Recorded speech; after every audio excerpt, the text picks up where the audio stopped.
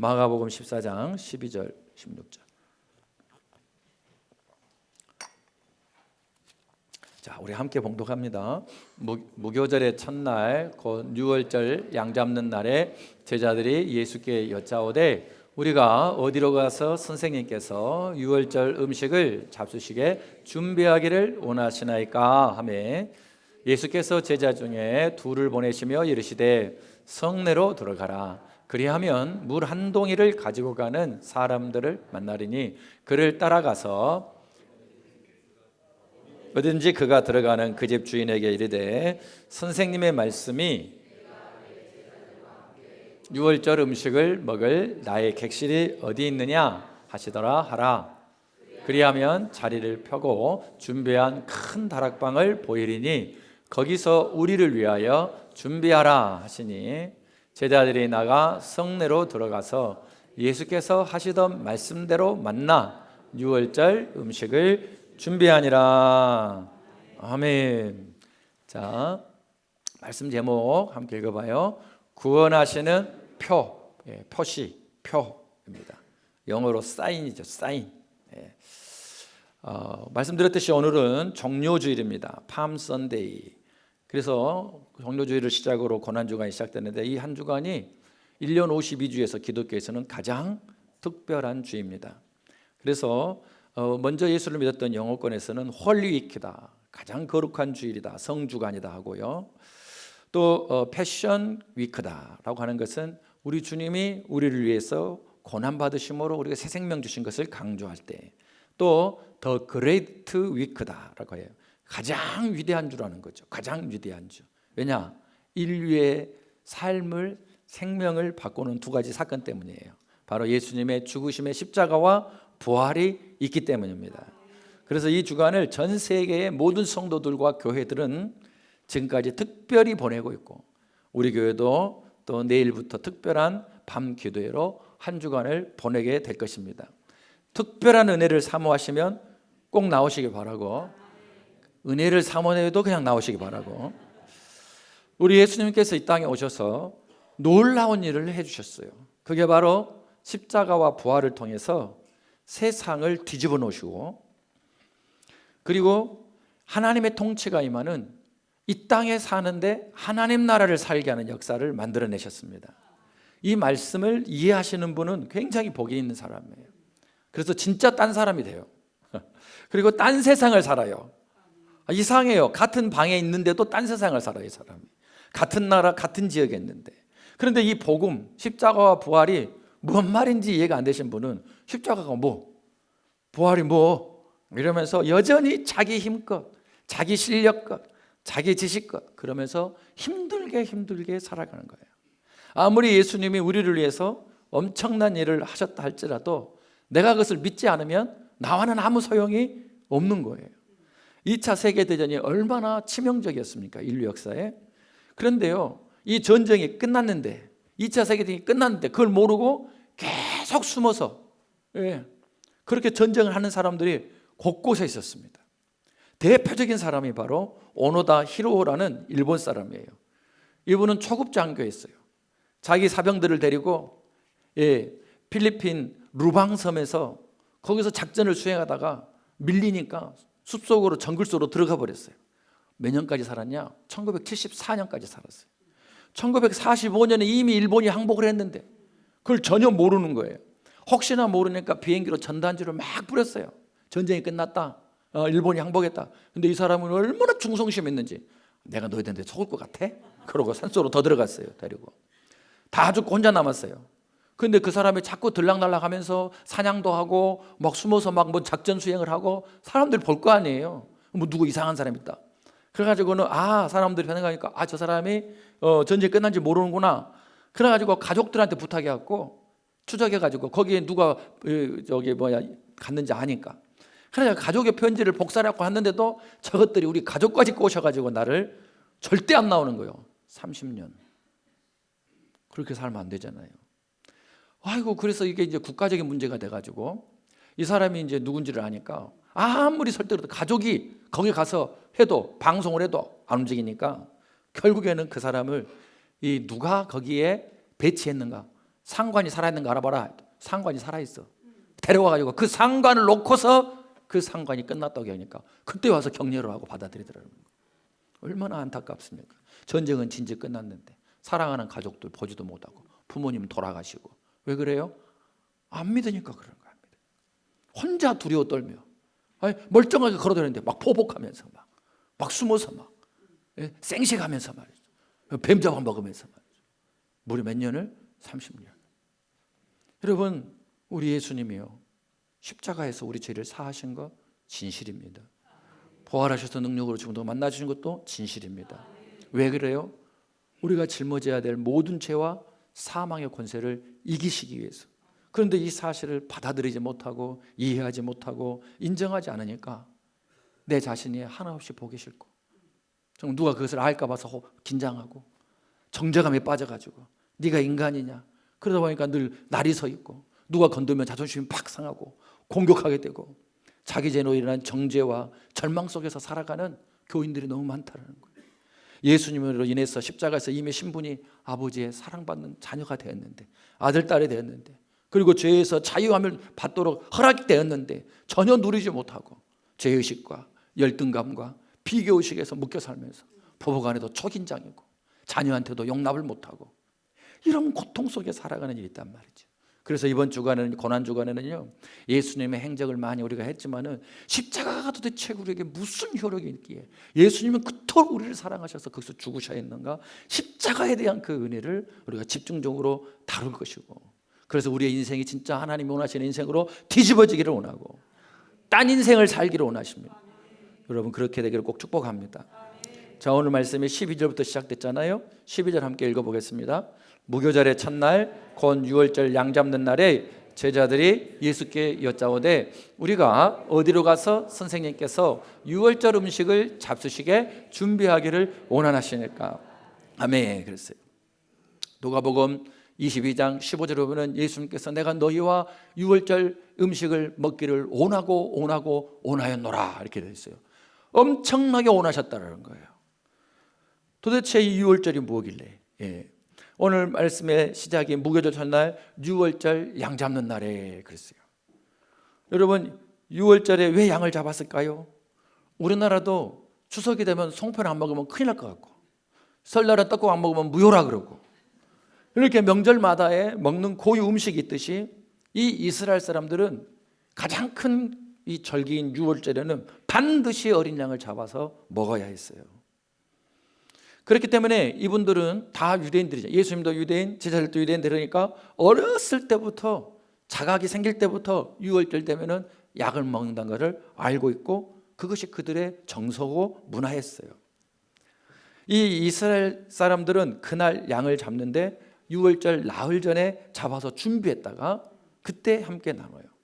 그러면 왜 그렇게 유월절은 그들에게 중요했으며 유월절을 언제부터 지켜야만 했을까? 반드시 지켜야 한다 했거든요. 그럼 출애굽기 12장 6절 8절에 그 답이 있어요.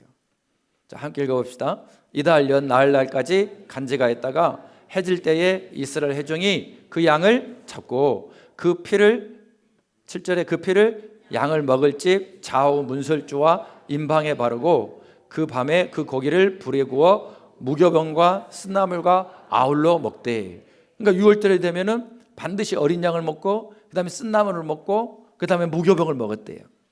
왜 그래야 됐을까? 그 이유는 이스라엘 백성들이 하나님을 떠나서 하나님이 지시하시는 약속의 땅 안 가고 애굽에서 죄 짓고 살았어요. 세상 사람하고 똑같이 살았어요.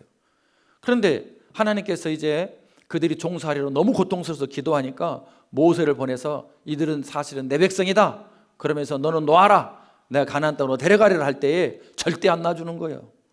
그래서 하나님께서 너희가 안 놔주면 내가 계속 재앙을 내리겠다. 그래서 10가지 재앙을 내리잖아요. 그 마지막 10번째 재앙이 뭐였냐면은 애굽에 있는 모든 집안의 첫째 아들들을 다 죽이시는 거예요. 첫째 아들은 굉장히 중요한 의미를 갖고 있거든요. 그 집안의 대표예요. 대표를 죽임으로 인해서 너희들 안 들으면 다 죽는다, 최후 통첩을 하신 거예요. 그런데 문제는 이스라엘 백성도 죄를 지으면서 그들과 짝하고 똑같이 살았어요. 그러니까 다 심판을 받게 돼 있어요. 그때 하나님께서 모세에게 뭐라고 말씀하냐면은 너희 이스라엘 사람들만은 내가 살려주기로 하니까 어떻게 하냐면 어린 양을 대신 잡아서 어린 양을 대신 잡아서 그 피를 문설주, 집에 들어갈 때 모두가 볼 수 있는 이 문설주, 좌우 문설주와 그 다음에 임방에다가 표시로 빨간 피로 그게 발라라. 그러면 너희가 회개해서 우리도 죽어야 되는 마땅한데 하나님이 명하신 대로 이 어린 양의 피를 바르오니 우리가 심판에서 면제받기를 원합니다 하는 믿음의 고백으로 표를 하라. 네가 구원받기를 원한다는 표시를 하라 그랬어요. 그랬더니 그날 밤에 진짜로 그 표시를 보는 있는 그 집안은, 표시가 없으면 유대인도 죽었겠죠. 믿음이 없으니까. 그러나 그 집안은 다 넘어가서 그 집만큼은 통곡하는 일이 없고 그 자식이 죽는 일이 없었다라는 거예요. 그것이 출애굽기 12장 13절입니다. 함께 읽어봅시다. 내가 애굽 땅을 칠 때에 그 피가 너희가 사는 집에 있어서 너희를 위하여 표적이 될지라. 내가 피를 볼 때에 너희를 넘어가리니 재앙이 너희에게 내려 멸하지 아니하리라. 아멘. 죽어 마땅한데 그 피를 보면 약속을 해주셨기 때문에 회개를 기뻐하시고 넘어가 주신다는 거예요. 그래서 영어로 패스. 그래 너 그런데 패스, 이렇게 패스 오버라 그래요. 재앙이 너희 집을 넘어가리라. 뭐가 있으면? 회개의 피가 있으면. 그래서 너희는 그 사실을 잊지 말라는 거예요. 죄를 네가 회개하지 않으면 너는 죽을 수밖에 없으니까. 이 유월절을 영원히 기억하고 지키라. 14절이에요. 읽어봅시다. 너희는 이 날을 기념하여, 14절, 너희는 이 날을 기념하여 여호와의 절기를 삼아 영원한 규례로 대대로 지킬지니라. 아멘. 한국이 없어지기 전까지는 설날을 계속 지키고 추석을 지키듯이 절기, 명절로 삼아서, 명절이잖아요 진짜로, 대대로 지켜야 된다. 그래서 유대인들이 유월절을 지키고 우리 예수님도 이 유월절이 구원의 약속이기 때문에 어렸을 때부터 지켰고 지금도 지키기로 한다는 거예요. 그런데 이 유월절에 해야 될 일이 반드시 있어요. 피만 바른다고요? 안 돼요. 3, 4, 5 가정에 모여서 어린 양의 고기를 반드시 먹어야 된다. 대신하여 죽었어야 되는데, 내가 죽었어야 되는데 그 양고기를 먹고요, 너희가 죄 가운데 살다가 결국엔 네 인생의 끝이 뭐였냐? 노예가 되고 자식이 죽는, 죄 가운데 사는 것이 얼마나 쓰디쓴 것인가를, 그냥 잘 먹고 잘 살려고 그렇게 세상 사람 똑같이 살다가 그 쓰디쓴 고통을 당했던 것을 먹으면서 기억할 것이며, 그리고 무교병, 누룩을 넣지 않은 참떡, 아무것도 넣지 않은 그 생명의 떡을 상징하는, 말씀을 상징하는 무교병을 먹으라. 그리고 그 집안에서 제일 연장자가 하는 일이 뭐였냐면 식구들에게 출애굽이 왜 있었고 그리고 유월절이 왜 있었는지에 대해서 설명해 주는 거예요. 얘들아 있잖아, 애굽 왕 바로가 우리 조상들을 절대 안 놔줬거든. 야 네가 생각해도 놔주겠냐? 그래서 하나님 우리를 위해서 친히 역사하셔가지고 재앙을 내리셨어. 마지막 재앙에 다 죽어야 되는데 애굽 사람들은 상징으로 큰아들이 다 죽어가고 통곡이 여기서 막 더 온 애굽이 그냥 그렇게 잘 사는 줄 알았던 땅이 아주 순간적으로 심판의 땅, 어둠의 땅, 슬픔의 땅, 통곡의 땅이 되는데 우리 조상들의 집만은 감사가 나오고 기쁨이 있고, 그래서 그 조상에 살아남고 그 조상에 살아남고 내가 살아남고 너희가 있는 거야. 우리는 하나님의 은혜 가운데 살아야 된단다. 이것을 아주 재밌게 그리고 그날은 하루 종일 가족이 함께 그 구원의 감격을 누렸어요. 그때 반드시 양이 있었어야 된다는 거. 그래서 유월절에는 유대인들이 한 예루살렘에 한 10만 명이나 살 때인데 몇 명이 모이냐면 전 세계에서 300만 명이 모이는 거예요. 이거 하나님이 지킨 약속이에요. 그러면요 하나님께서 말씀에 뭐라고 했냐면 양을 잡았는데 너희가 식구가 많거든 한 마리로 함께 먹을 것이고, 만약에 식구가 적거든 옆집도 초청해라. 그래서 대략 하나님이 말씀하시는 한 가족의 범위가 10명이에요. 10명. 그러면 300만 명이 모였으면은 10을 제외하면은 몇만 마리 잡았겠어요? 30만 마리를 잡았어요. 30만 마리. 그러면은 요즘 뭐 100만 원 정도 막 올라가지고. 그런데 한 마리에 50만 원으로 계산해 보니까 1,500억이에요. 1,500억. 그 어마어마한 사람들이 모여서 그 한 날에 그 어마어마한 1,500억의 잔치를 벌리는 거예요. 엄청나지 않습니까? 문제는 이 유월절을 몇 년을 지켰냐면 하나님의 명령에서 1,500년을 지켰어요. 1,500년. 몇 년이라고요? 1,500년. 우리는 한 500년이라도 살아보려는데 1,500년. 그러면 그 1,500년 동안 죽을 위험이 그 피를 바를 때마다 그래 알았어 넘어가 준다. 그래 알았어 넘어가 준다를 1,500년 하나요. 1,500년. 그런데 문제는 그 재앙의 근원지인 죄, 그 죄가 해결이 되지 않나요? 해결이. 하나님이 계속 1500년을 그걸 보고 있는 거예요. 히브리서 10장 3절과 4절에 그것을 해석해 놨어요. 구약을 연결해 주는 책이 히브리서잖아요. 그러나 이 제사들에는 해마다 죄를 기억하는 것이 있나니 이는 황소와 염소의 피가 능히 죄를 없앨 수가 없잖아요. 양이 죽은 거니까. 그래서 하나님이 이번에 봐줄게, 이번에 봐준다, 그래 내가 또 봐준다. 근데 죄가 해결이 안 되고 갈수록 죄에 이제 무감각해져 가지고 포악해지고 음란하고 이기적이고 계속 그런 삶을 사는 거예요. 그때마다 이제 양 가져와가지고 제사를 지내는데 죄가 없어지질 않고 정죄감도 그대로 있고 죄는 또 계속 짓게 되고 결국에는 봐준다 하시던 하나님이 그들의 죄악이 더 이상 씻을 수 없을 정도로 세상에 가득 차버렸을 때에 결국 재앙으로 그들을 치셨다는 거예요. 몇 년을 미뤘다가 1500년을 미뤘다. 그 결과 이스라엘 나라가 망해버려요. 예수님 오셨을 때도 유대인들은 세상에 뿔뿔이 흩어져서 지금도 뿔뿔이 터져서 그리고 유대라고 하는 나라는 정식 나라도 아니고 로마의 지배하에 있는 속국에 대해서 식민지 백성으로 살고 있었다는 거예요. 무슨 말을 해요? 성경 기록되어 있듯이 아무리 어린 양을 잡아도 그들의 죄 문제가 해결이 안 되는 그 상황을 해결하시려고 예수님이 오셨다는 거예요. 그리고 오늘 말씀이 바로 진정한 유월절을 완성해 주시는 말씀입니다.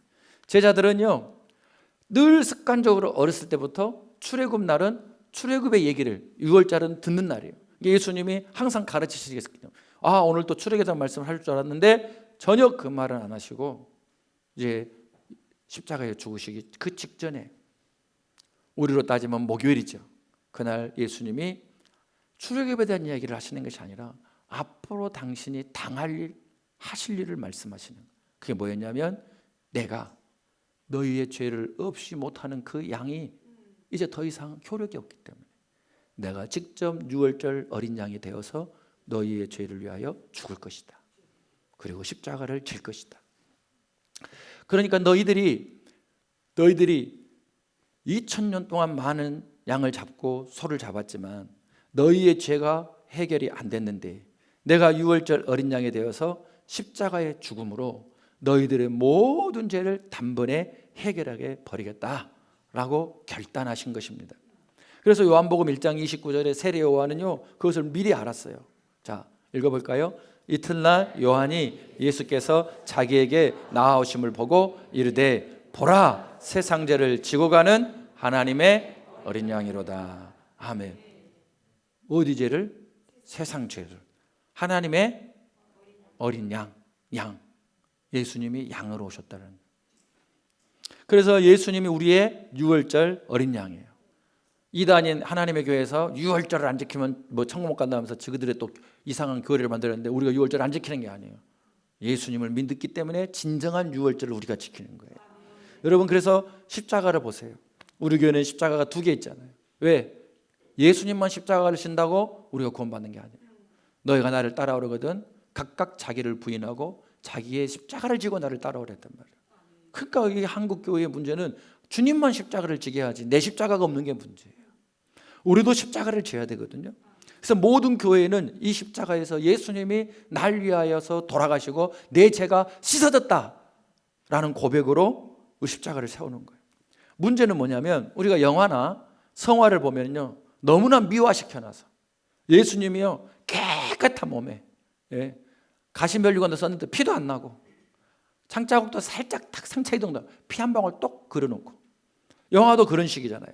그런데 여러분이요 그때 당시의 문헌들을 보게 되면 이 십자가형은요 가장 잔인하게 사람들에게 경각심을 주기 위해서 하는 형이기 때문에요 피 말려 죽이는 거예요. 그리고 그러기 전에 이미 아주 그냥 거의 초죽음의 상태를 만들어요. 초죽음의 상태로. 그래서 성경을 보면 예수님이 잡히시던 밤에 사람들이 두건을 씌워요. 그러고 나서 주먹으로 엄청나게 때려버려요. 그럼 주먹으로 얼굴을 때리면 얼굴이 어떻게 되겠어요? 방어도 할 수 없는 상태에서 어마어마하게 때리고 침을 뱉고요.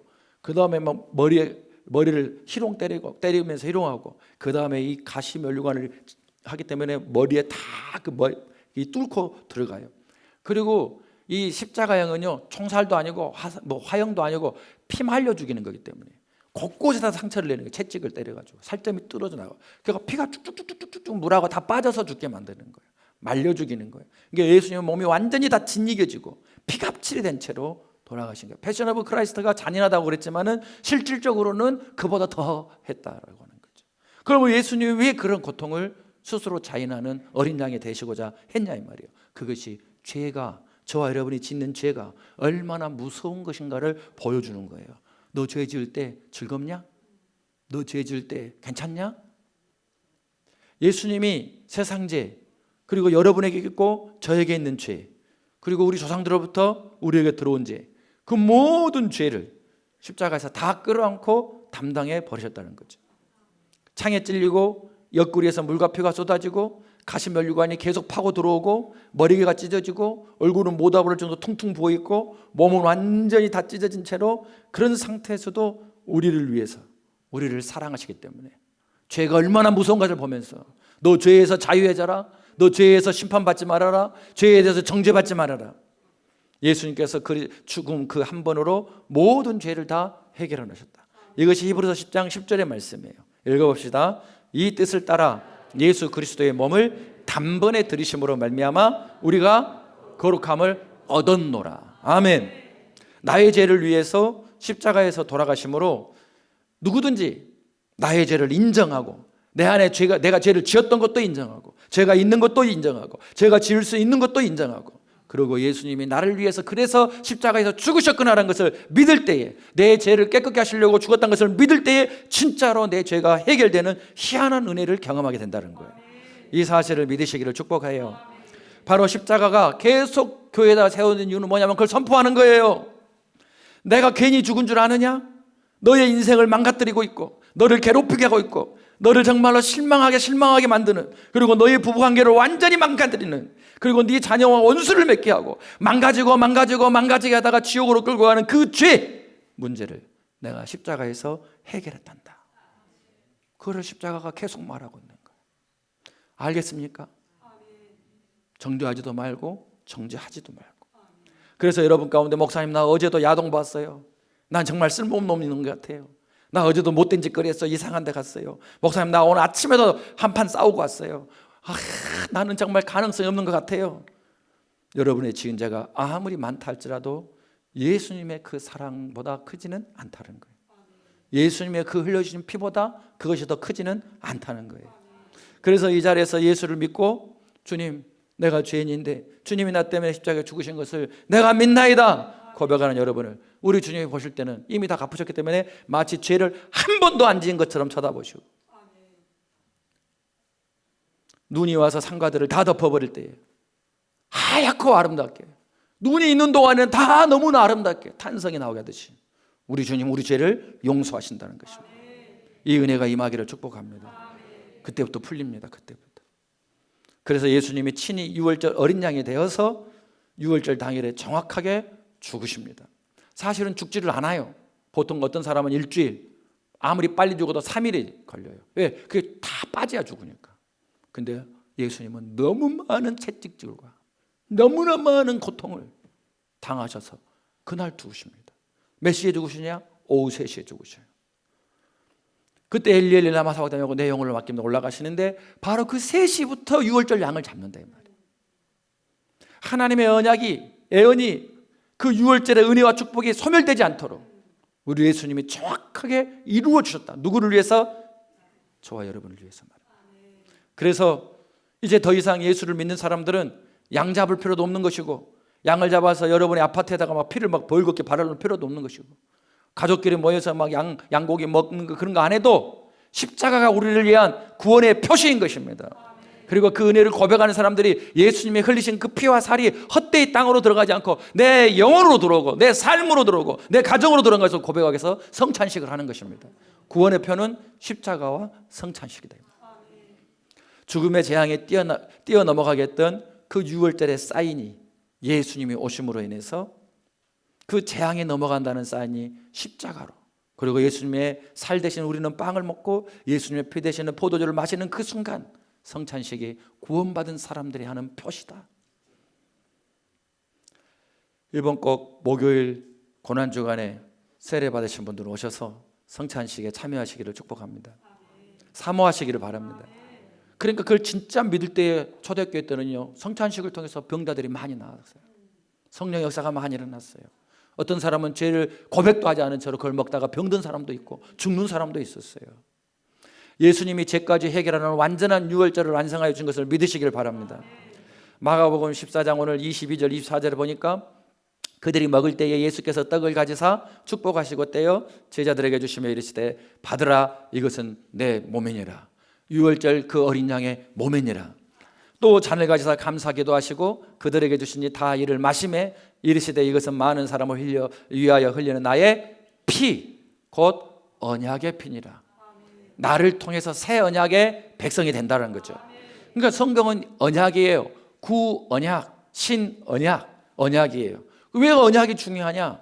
여러분, 언약은요, 그 당사자들끼리 묶인다는 뜻이에요. 묶인다는 뜻. 그래서 수많은 남녀가 있는데 그 중에서 한 남자와 한 여자가 만나서 결혼을 할 때 제일 하이라이트가 뭐냐면 언약식이, 혼인 성혼식이, 언약식. 그게 창조의 원리예요. 결혼하면은 언약이 맺어진 것이고 몸이 묶여버려요. 그래서 한 집에서 살게 되고요, 아이를 낳으면요, 희한하게도요, 반쪽은 나를 담고 반쪽은 아내를 담고 또 어떤 것은 담고 어떤 것은 이 사람 담고, 희한하게 그것이 신비한 일이 이루어져요. 그래서 에베소서에서 우리의 믿음이 정말 장성하게 이룬다면 부부관계를 잘해야 한다는, 부부관계를. 우리는 자식이 소중한 줄 알지만 그렇지 않다 이 말이에요. 이 신비로운 부부관계를 이해를 못하면요, 영원히 믿음의 세계가 이해가 안 되는 거예요. 내 떡을 먹고 내 포도주를 마시는 너희들은 이 세상에서, 오늘 말씀이 이것은 내 살이다 내 피다 하는 것은 요한복음 17장에 예수님이 마지막 기도하시고 이제 십자가를 지러 가실 때에 그 기도가 뭐냐면 내가 아버지 안에 있는 것처럼 저들이 내 안에 내가 아버지 안에 그리고 우리가 다 하나가 되기를 원하나이다 했어요. 그래서 예수 그리스도의 신부라 그러는 거예요. 성만찬에 참여한 것은 예수님과 언약을 맺는 거예요. 몸이 되는 거니까. 신랑과 신부처럼요. 예수님이 말씀하신 거예요. 네가 내 안에 들어오고 나는 너 안에 들어가서 우리가 하나가 되어서 사는 거야. 이 새 언약이요. 이 신약이 두 가지로 이루어져 있어요. 하나는 예수님의 십자가의 피에 대한 이야기예요. 신약은 온전히 우리를 위해서 흘리신 그 문설주에 발랐던 어린 양의 피에 대한 이야기고, 두 번째는 뭐냐? 그 어린 양의 피가 있기 때문에 하나님이 넘어가 주시죠. 정죄할 필요가 있어요, 없어요? 없어요. 누구를 정죄할 필요가 있어요, 없어요? 없어요, 없어요, 없어요. 예수님의 주기도문에서 우리가 우리에게 죄를 사한 것, 용서한 것 같이 우리의 죄도 사해달라고 그대로 적용되는 것입니다. 내가 구원받은, 죄가 사함받은 사람인데 누구 죄를? 이해가 되시기를 축복합니다. 두 번째는요, 예수님이 그것은 구약에서 했던 거잖아요. 하나님의 1500년 동안 넘어가자 했잖아요. 그 정도 아니라는 거예요. 예수님께서 오신 이유는 새 언약을 살 수 있도록, 죄를 이기고 살 수 있도록 성령을 보내셨다는 거예요. 성령을. 예수님이 오신 것은 죄를 사하기 위함도 있지만은 죄를 이길 수 있도록 성령을 보내기 위해서 십자가에서 그것을 기꺼이 감당하신 것입니다. 그래서 우리가 십자가 볼 때마다 저 십자가에서 예수를 믿어도 죄를 지을 수 있다. 그런데 예수의 피가 너를 깨끗게 한다. 내가 너를 깨끗게 했노라. 너를 깨끗게 했다. 또 짓는 죄는 어떻게 하느냐? 그렇지. 맨날 마음으로 죄짓고 생각으로 죄짓고 행동으로 죄짓지만 우리가 하나님 앞에 나와서 어제도 나 죄 지었어요 하나님, 나는 왜 이렇게 안 변하지요?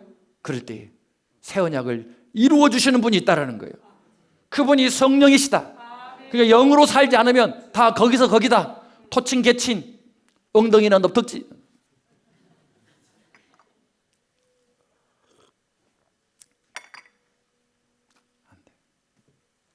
여러분, 그러니까 진실로 내가 예수의 피가 있고 성령이 내 안에 모셔졌다면 이제 확인해야 돼요. 그게 진짜인가?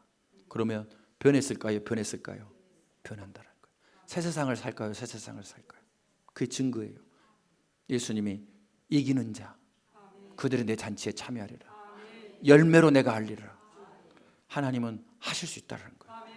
그래서 제가 예수 믿은 지 모태신앙으로 3대째 태어났지만 예수님 만나기 전에는요, 그것은 믿는 것도 아니고 그냥 종교인 생활에 교회만 다닌 거예요. 32년 됐어요. 1994년에. 그러면 그때 그 이전에 나와 지금의 나는 비교가 되느냐? 비교가 안 돼요. 될 수가 없어요. 그것이 바로 새 언약의 피가 이루어주신 은혜요 축복이고 우리의 소망이고 예인교회가 존재하는 것이고 역사가 계속 흘러가는 것입니다. 우리 주님의 피와 또 보내신 성령님의 은혜가 저를 바꿔가고 여러분을 계속 바꿔가기를 축복합니다. 그래서 마지막 세 번째 기억할 것은 뭐냐? 예수 잘 믿어서 돈 벌어야겠다. 예수 잘 믿어서 건강했다. 그것은 주님은 주시는 축복이지만 그 목적이 아니라는 거예요. 뭐로 살아야 되는 거예요? 피와 성령으로 살아야 된다. 피와 성령으로 살아야 된다. 그래서 믿는 자에게는 물과 성령과 피의 증거가 있다는 거예요. 히브리서 9장 14절에 우리 함께 읽어보겠습니다. 하물며 영원하신 성령으로 말미암아 흠없는 자기를 하나님께 드린 그리스도의 피가 어찌 너희의 양심을 죽은 행실에서 깨끗하게 하고 살아계신 하나님을 섬기게 하지 할 수 있다라는 거잖아요. 양심이 살아나야 돼요. 양심이. 제일 양심이 없는 관계가 부부관계예요. 징글징글하죠. 저도 그 주인공이죠. 어찌 그렇게 못돼 처먹었는지. 내가 아내한테 해준 게 뭐 있다고 어째 그렇게 권세를 부리고. 그거 회사에서 해봐요. 누가 받아줘요? 내 친구들 만나서 해봐요. 말 같죠. 상대 끊어버려요. 왜째 그 부모 아내한테는 그러냐고. 그런데요, 요즘은 또 아내들도 만만찮아요. 어째 남편을 그렇게 해비자가게 대하고 말이에요.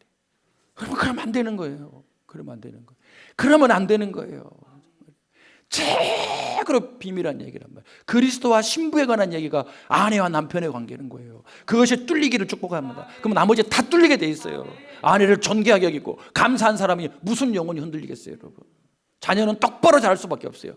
제일 중요한 것을 털어내고 다른 것만 하려고 하니까 될 리가 없잖아요. 중심을. 여러분 코끼리 이거 돌 때요, 안 자빠지는 비결이 뭔지 아세요? 한 발을 그대로 고정하는 거예요. 고정. 그 중심을 잡는 거예요. 중심을. 우리의 양심이 살아나야 돼요. 저한테 막 청소기 밀어달라는 게 귀찮으니까 로봇 청소기였어요.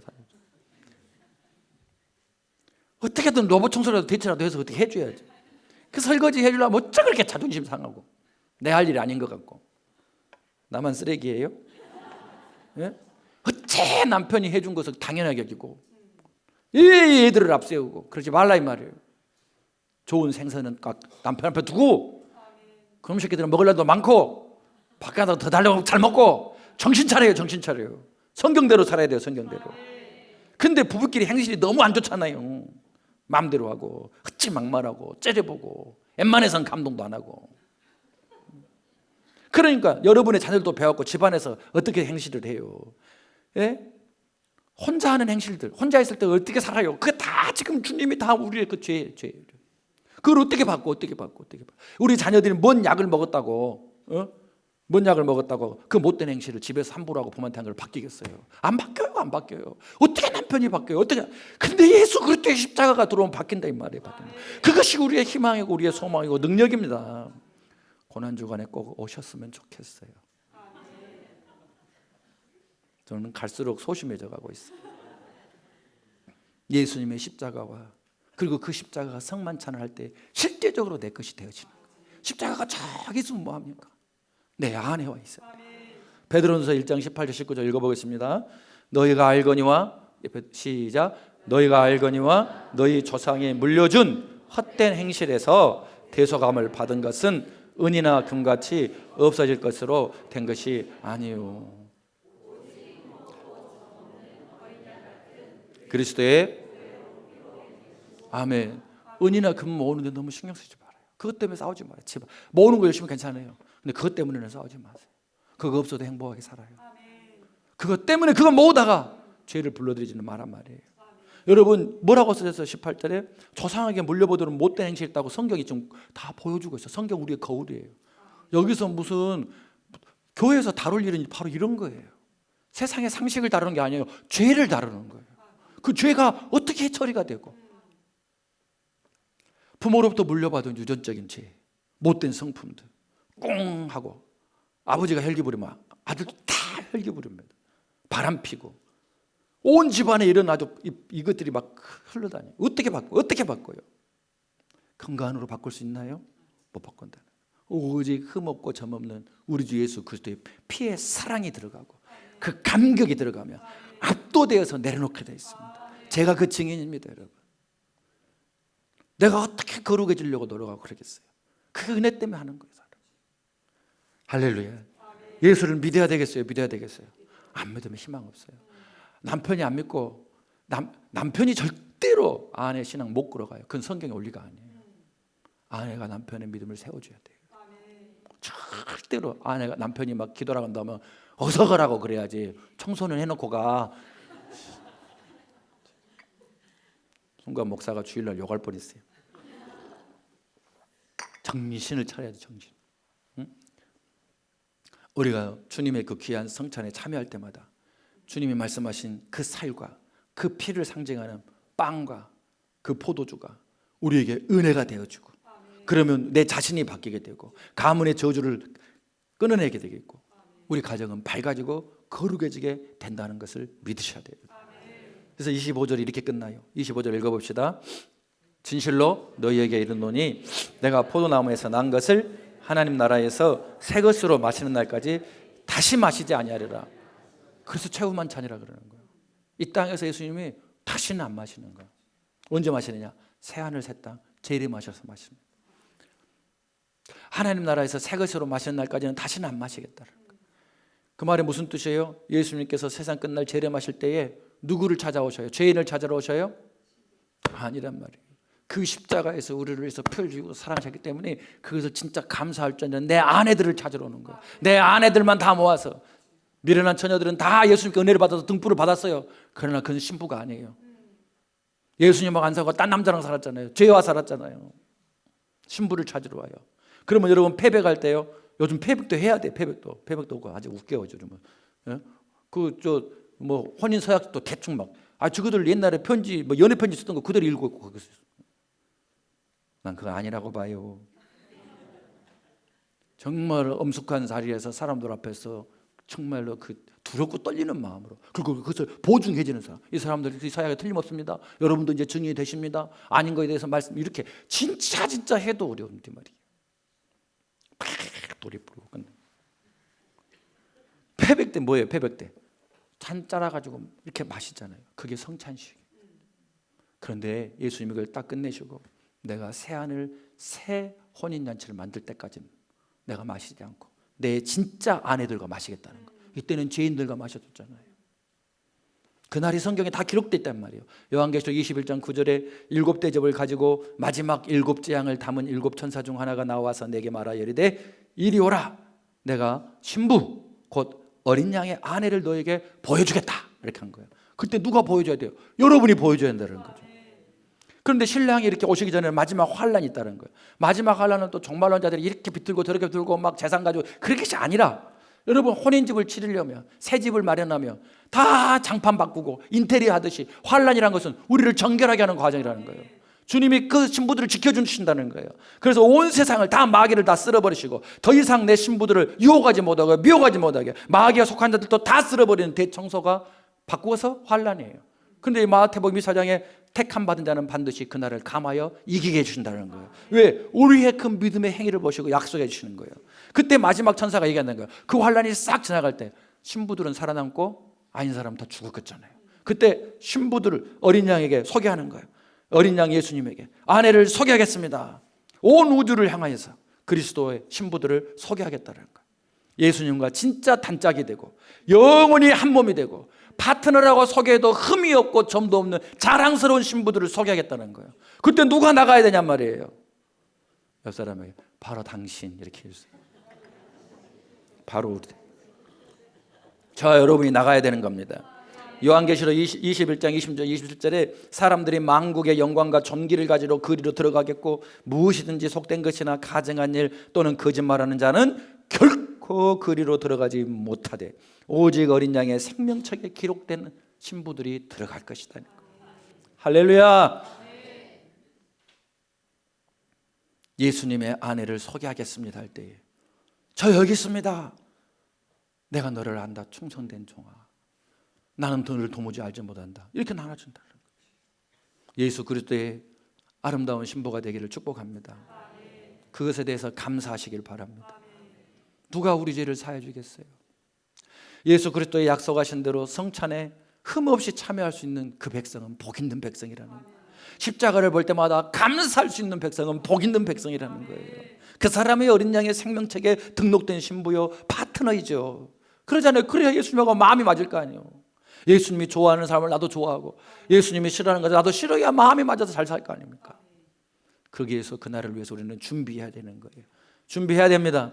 요한계시록 21장 1절 2절에 함께 읽어봐요. 또 내가 새 하늘과 새 땅을 보니 처음 하늘과 처음 땅이 없어졌고 바다도 다시 있지 않더라.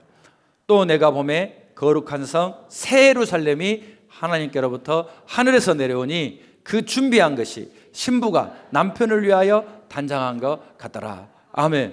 다 한란으로 청소해버리고 새 하늘 새 땅 주님이 신부랑 살 그 나라가 딱 임한다는 거예요. 저 여러분은 너무나 부족해서 성격도 이상하고 말하는 것도 행동도 예수님의 진짜 파트너라고 말하기는 부족하잖아요. 그래서 십자가로 우리는 계속 씻음받아야 됩니다. 성령의 은혜를 구하면서 가야 됩니다. 그래서 열심히 내게 주어진 시간 동안에 그 시간 안에 생명이 붙어있는 그 시간에만 단장할 수가 있습니다. 그러기 위해서 우리는 기도도 하고 넘어졌으나 다시 일어나게 되는 것이고 결심도 하는 것이고 또 힘쓰고 애쓰는 과정을 계속 겪어갈 때 주님이 생명책에 다 행위록에 기록하고 있는 거예요. 진짜 중요한 것은 여러분의 자녀 중에 그 사랑하는 자녀 중에 그리고 여러분이 정말로 사랑하는 그 부모님 중에 믿지 않는 사람들은 그 자리에 못 들어간다는 거잖아요. 우리가 예수님과 축하잔치를 열며 나 여기 있을 때 잔치가 벌어질 때에 성경에 보니까 그들은 진노의 포도주 피 흘리는 포도주를 마시고 영원한 불못에 들어간다는 거잖아요. 사랑하는 여러분, 우리가 그렇게 천국 잔치에 들어갈 때 오늘 영상을 보았듯이 그 남은 사람들 그 공산군에게 총살당하고 그 비참한 인생이 끝나는데 진짜 사랑이 뭐냐는 거예요.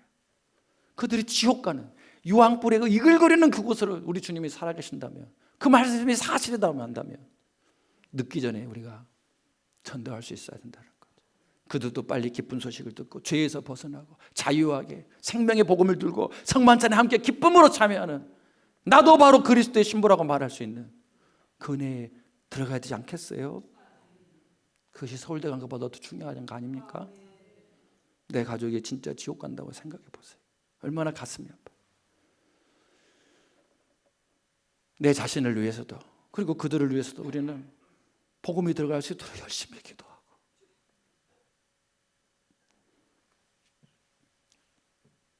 주님이 살아계셔서 그 행위를 다 기억한다고 그러시잖아요.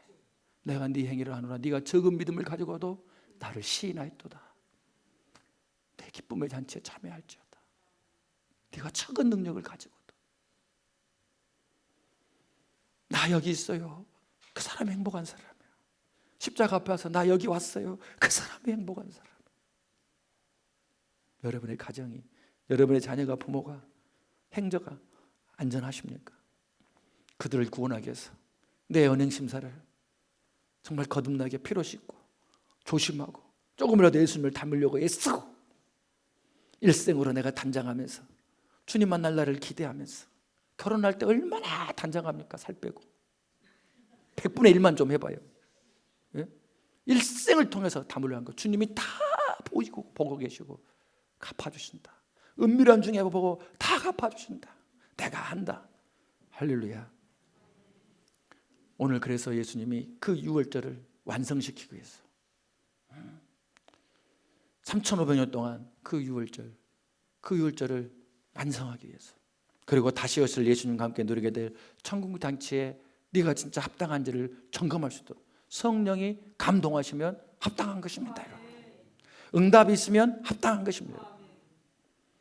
예수님의 신부를 소개합니다. 영원한 파트너를 소개합니다. 그때 내가 잘 준비되어서 내가 나가야겠다. 뛰쳐나가야겠다. 이것을 사모하면서 이 한 주간 고난 주간을 잘 준비하시는 저 여러분 되시기를 주님의 이름으로 간절히 축복합니다.